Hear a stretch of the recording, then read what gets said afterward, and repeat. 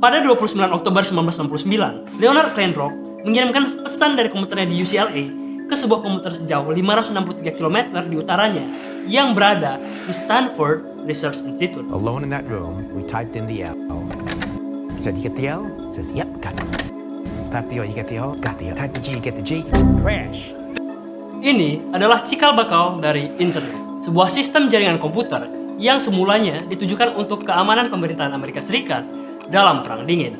Tidak lama setelah Perang Dingin selesai yang ditandai dengan runtuhnya Soviet dan dihancurkannya tembok Berlin, internet yang semulanya merupakan teknologi yang dikuasai negara untuk kepentingan keamanan berubah menjadi suatu hal yang mainstream dan ditandai dengan dot-com bubble di tahun 1995 yang pada saat itu berhasil menarik 15 juta pengguna. Seiring berkembangnya software dan hardware untuk menggunakan internet. In this video, you're going to see the future. Windows. And we are calling it iPhone. Di akhir tahun 1990-an hingga kini, kita membuat dunia virtual dua dimensi dalam bentuk game maupun sosial media. Hingga kini, kurang lebih ada 2,5 miliar orang menjalani aktivitas kehidupan virtual mereka dalam game dan miliaran orang bergabung dalam sosial media. Di masa kini, banyak orang yang lebih nyaman dengan dunia virtual dibandingkan dunia fisik yang real saat ini, ditandai dengan meningkatnya jumlah screen time baik dalam bermain game maupun bermedia sosial. Dengan bantuan internet, kita bisa mencari tahu bagaimana sejarah internet di masa lalu, perkembangannya, hingga masa kini. Lantas, bagaimana internet di masa depan dan bagaimana komputer berinteraksi dan berkomunikasi antara satu sama lain. Welcome to the future of internet. Perhaps only 50 years from now, for a man to conduct his business from Tahiti or Bali just as well as he could from London. They won't have to travel for business anymore, they'll only travel for pleasure. In that world of the future, we will not be the only intelligent creatures. Masa depan internet adalah metaverse, sebuah lingkungan virtual di mana kita bisa berinteraksi satu sama lain serupa dengan bagaimana kita berinteraksi di dunia nyata. Istilah metaverse ini pertama kali digunakan oleh Neil Stephenson dalam bukunya Snow Crash yang dipublikasi pada tahun 1962. Dalam novel ini pula, kita diperkenalkan dengan konsep avatar yang diadaptasi dari agama Hindu untuk representasi virtual user di metaverse. Metaverse sebagai internet di masa depan adalah suatu hal yang tampak jelas di depan mata dan saat ini merupakan tujuan utama dari business plan Facebook yang baru berganti nama menjadi Meta. To reflect who we are and what we hope to build, I am proud to announce that starting today, our company is now Meta. Membangun metaverse membutuhkan dua infrastruktur utama, yaitu VR headset dan juga jaringan 5G. VR headset bekerja dengan menipu otak kita yang melihat sekaligus pada dua layar dengan tampilan yang sedikit berbeda, sehingga memproyeksikan gambar yang sedikit berbeda untuk tiap mata. Ini serupa dengan bagaimana mata kita bekerja dengan menerima rangsangan cahaya dari sudut pandang yang sedikit berbeda. Perbedaan antara apa yang dilihat oleh mata kanan dan mata kiri kita membuat otak kita menyadari akan depth, kedalaman atau lebar dari suatu objek sehingga tampak sebagai objek tiga dimensi. Hal ini dikenal dengan istilah stereopsis. Dan VR developer menghabiskan waktu untuk menggunakan teknologi di headset VR dengan mereplikasi cara mata dan otak kita bekerja. Desain headset yang memanfaatkan stereopsis ditambah bantuan teknologi head tracking dan juga 3D audio serta tambahan sensor-sensor lainlah yang kemudian berhasil menipu otak kita akan adanya dunia virtual. Saat ini, market share terbesar dari VR headset dimiliki oleh Oculus yang dibeli Facebook yang kini menjadi Meta pada tahun 2014 seharga $2 miliar. Sekitar 51,2% VR headset yang digunakan di Steam dikuasai oleh Meta yang kemudian diikuti oleh HTC sebesar 20,8% dan Valve sebesar 16,1%. Selain itu, pembangunan infrastruktur 5G yang diprediksi memiliki kecepatan 100 kali lebih cepat dibandingkan 4G baru akan mencapai khalayak umum secara luas pada tahun 2025.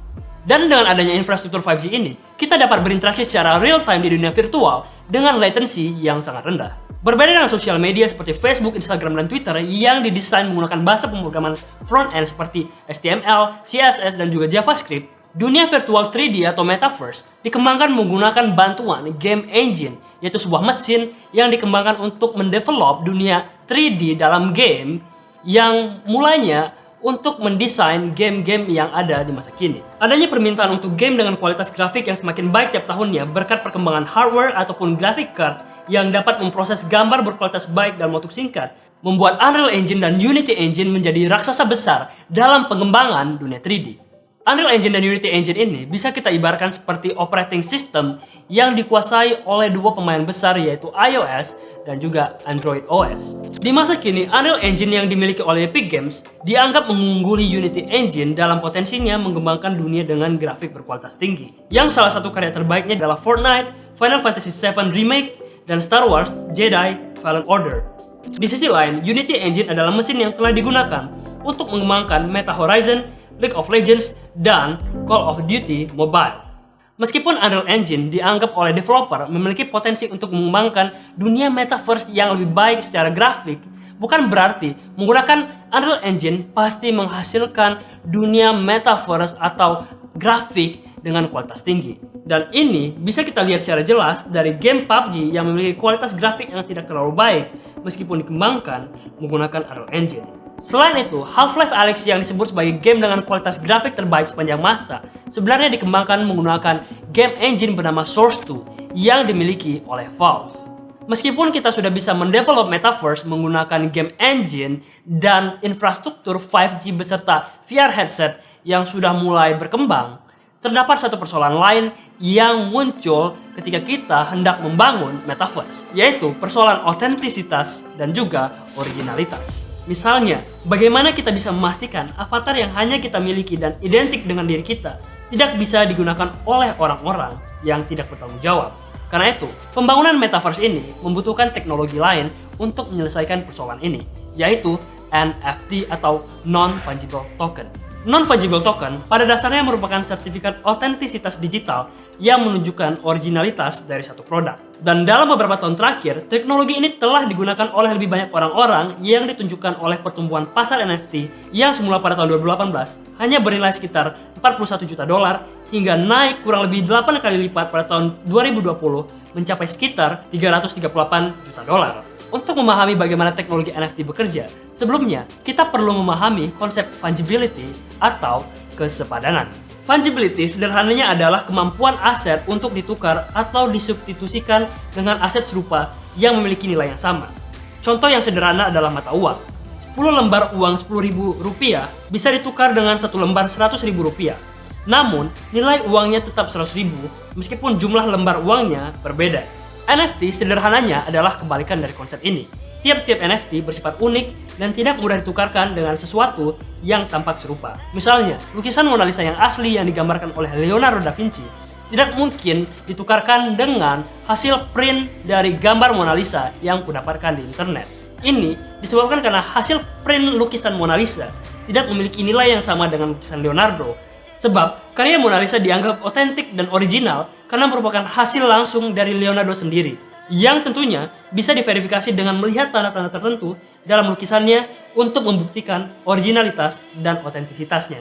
NFT menggunakan teknologi blockchain untuk menyimpan informasi tentang otentisitas dan originalitas dari sebuah benda yang ada di metaverse, sehingga benda yang tampak serupa tentu memiliki NFT yang berbeda pula.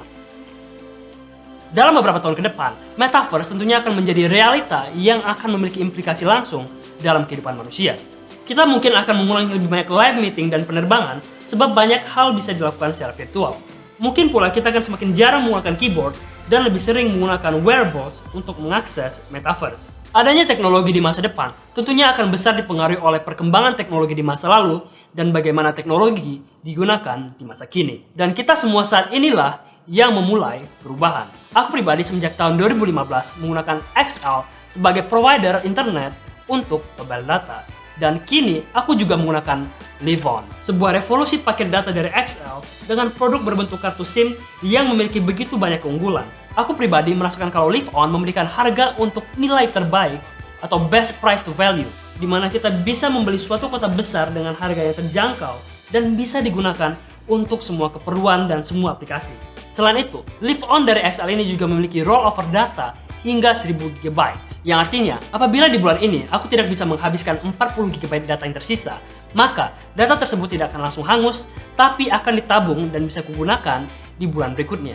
Dan tabungannya bisa mencapai 1000 GB.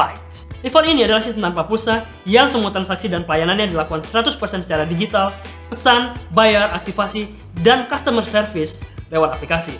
Dengan Live On, kita mulai revolusi paket data, sehingga semua data internet yang kita miliki tidak akan terbuang begitu saja dan tetap bisa produktif. Dan yang terakhir, saat ini kamu bisa mendapatkan diskon pembelian paket Live On sebesar 15.000 dengan mendownload aplikasi Live On dan memasukkan referral code Vincent Livon.